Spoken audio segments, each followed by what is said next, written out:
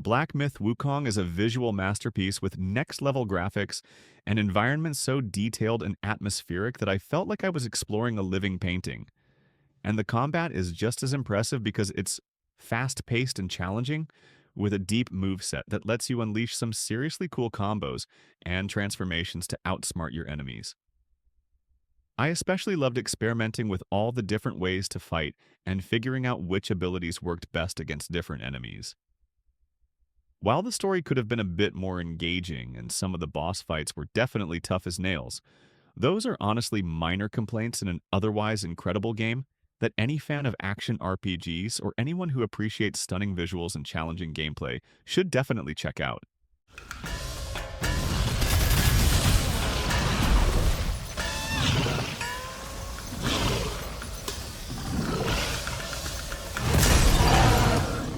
Okay, so I finally got around to playing Final Fantasy VII Rebirth. And let me tell you, it was like stepping back into a world I knew and loved, but with a whole new perspective. Remember all those awesome moments from the original?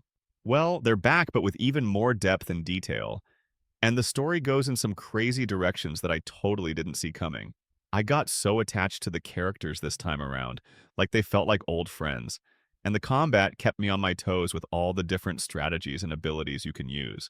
Honestly, I did get a little lost in those massive dungeons sometimes, and the story kind of dragged in a few places, but overall it was an amazing experience that brought back so many memories and made me fall in love with Final Fantasy VII all over again. If you're a fan of the original, you owe it to yourself to check out Rebirth. Bring it! The place is coming down! Okay! Okay, so I finally got my hands on Indiana Jones and the Great Circle, and wow, this game is a wild ride from start to finish. You get to explore all these amazing locations like ancient temples and hidden cities, and the puzzles are really clever. I spent hours trying to figure some of them out. The story is super exciting too, with plenty of twists and turns that kept me guessing the whole time, plus the graphics are incredible. It actually feels like you're in a classic Indiana Jones movie. The combat can be a little clunky at times though, and I wish there were more enemy variety because after a while it starts to feel a bit repetitive. Should have left this alone. Yeah? Well, should have done a lot of things. But honestly, those are just minor nitpicks in an otherwise awesome game. If you're a fan of Indiana Jones or just love a good action adventure, then you definitely need to check this one out.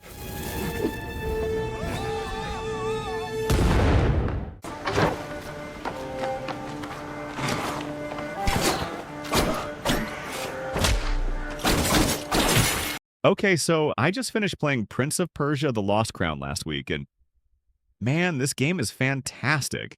It totally takes me back to the old school Prince of Persia games with the awesome platforming and crazy traps, but it also has this really cool new art style that pops.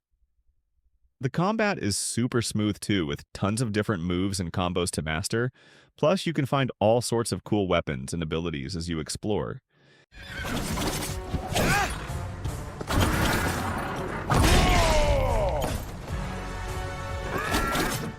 And the story is actually really engaging with some fun twists and turns. I got totally sucked in. I will say that some of the platforming challenges can be pretty tough, but that just makes it even more satisfying when you finally nail them. Honestly, I haven't had this much fun with a Prince of Persia game in years, so if you're looking for a challenging and rewarding action platformer, definitely give The Lost Crown a try.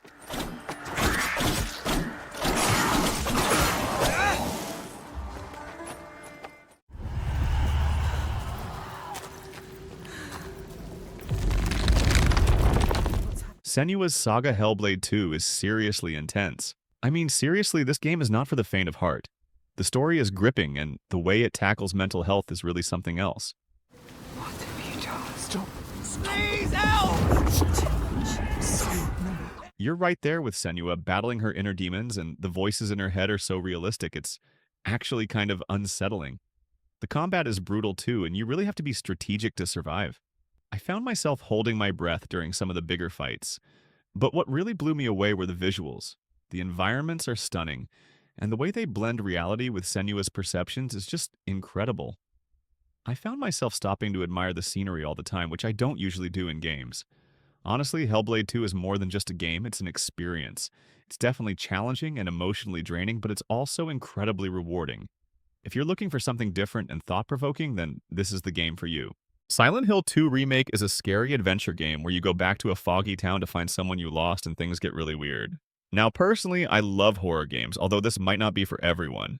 The town looks amazing, it's super detailed, and the monsters are really creepy. They made the old game look new, and that's cool, but sometimes you just walk around a lot looking for clues and it can feel a little slow, like you're just wandering. But then Pyramid Head shows up and everything gets intense. The story is still really good, and it makes you think about what's really happening. Some parts are super scary, some parts are just sad, and it's all very emotional. If you played the original game, you'll probably like this. It's a good remake, and it keeps you guessing until the end, and that's what a good scary game should do.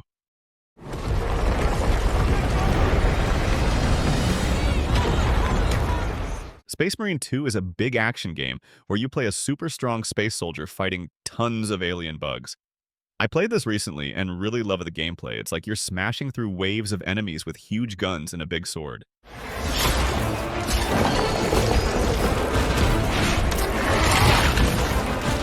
You feel really powerful, and the battles are super exciting, with lots of explosions and action going on. Sometimes, though, it feels like you're just fighting the same bugs over and over, and it can get a little tiring. But honestly, the feeling of being a Space Marine and just destroying everything in your path is so much fun. It's hard to put the controller down.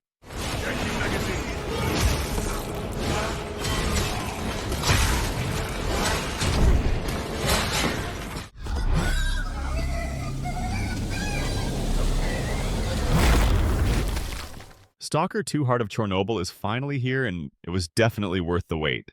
This game is a hardcore survival experience that throws you into a bleak and unforgiving world where danger lurks around every corner. The atmosphere is incredible with stunning graphics and sound design that really immerse you in the zone. I loved exploring the eerie abandoned buildings and scavenging for supplies while trying to avoid deadly anomalies and mutated creatures.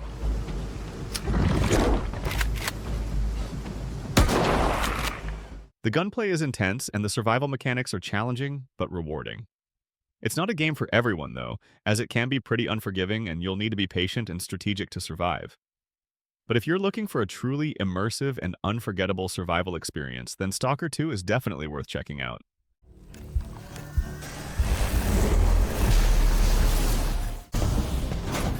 Welcome to Drawbridge, Sam, and to the G8V Magellan, our mobile base of operations.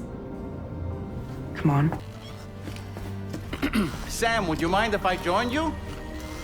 Humor him. His knowledge and experience will probably come in handy down the road. Death Stranding 2 is an action-adventure game that continues the story of Sam Porter Bridges, taking players on a new journey across harsh environments like Mexico and Australia, where survival and building connections remain central themes. The game's graphics are incredibly realistic, making every desert and mountain feel alive. And the gameplay now includes new ways to travel like monorails and the challenge of changing weather that can affect how you move.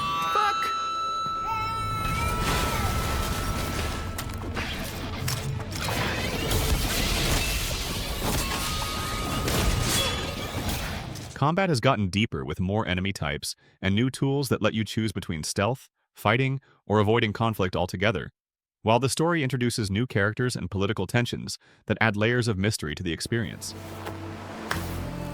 Please understand, Sam.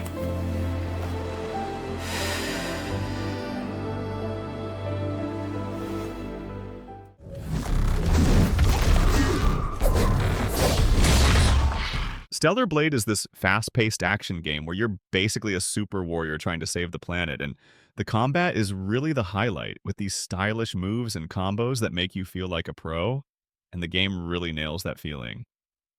The story is interesting, but it can get a bit predictable, and you might see some plot twists coming from a mile away.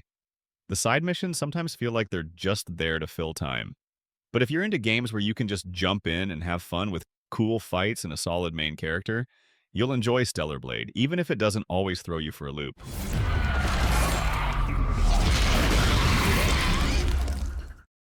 If you've liked the video so far and want to support a growing channel, then please do subscribe to the channel and hit the bell icon for more videos like this one.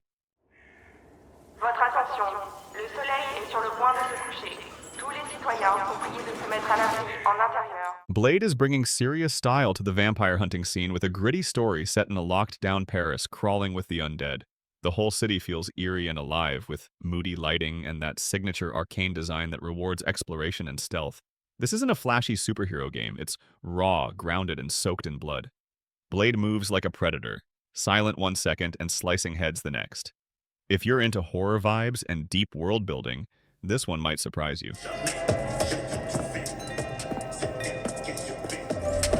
Relax, man. I don't bite.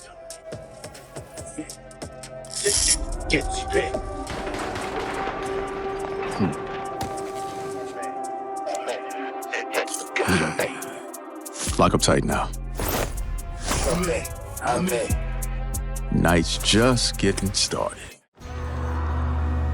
Every man has an animal within.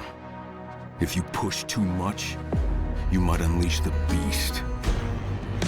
Dying Light: The Beast is a first-person open-world action horror game, and it's actually a standalone spin-off that started out as DLC for Dying Light 2, but evolved into something much bigger.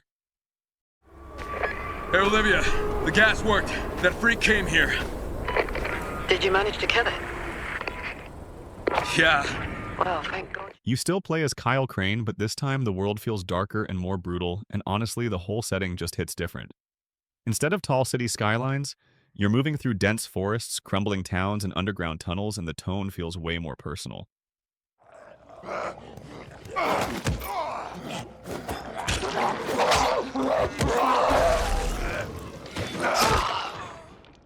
The grappling hook is back, but parkour seems toned down, which might disappoint some fans, but the new enemy types like invisible volatiles and electric mutants look terrifying in a good way. And with fully cinematic cutscenes and destructible environments, it already feels like a major step up from Dying Light 2.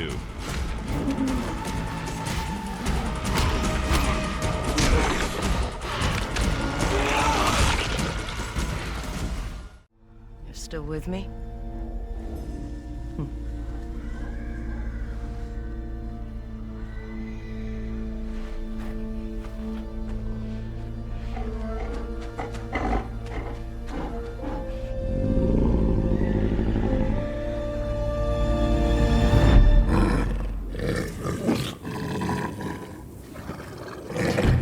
Ghost of Yote is an upcoming open-world action-adventure game from Sucker Punch that takes us to the snowy mountains of Ezo in 1603, which is now called Hokkaido.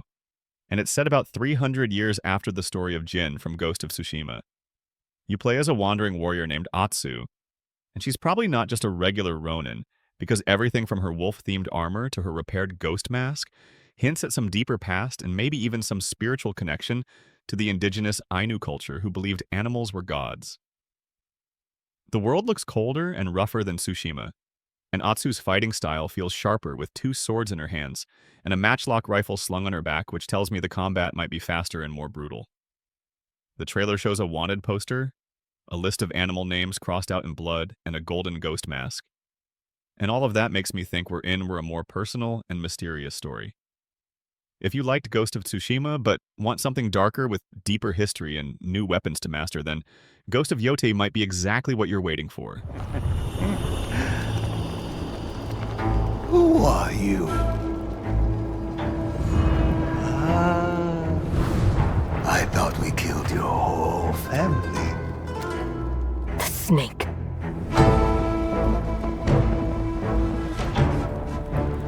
The Oni. The Kitsune.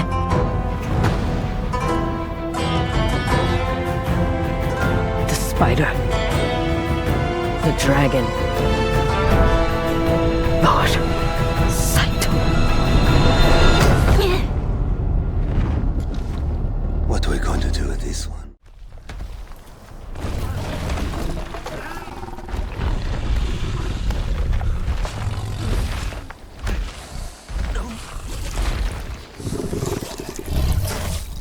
The Witcher 4 looks amazing, running on Unreal Engine 5 with beautiful graphics and smooth performance on PlayStation 5 at 60 frames per second. You play as Ciri, a skilled monster hunter, exploring a huge world called Kovir, filled with dense forests and lively towns. The game features very realistic horse riding with Ciri's loyal companion Kelpie, who moves and reacts naturally. The world feels alive with detailed foliage, dynamic lighting, and characters that respond to what you do. This next Witcher game promises to be the most immersive open-world RPG yet, combining art and technology in a stunning way. Salt.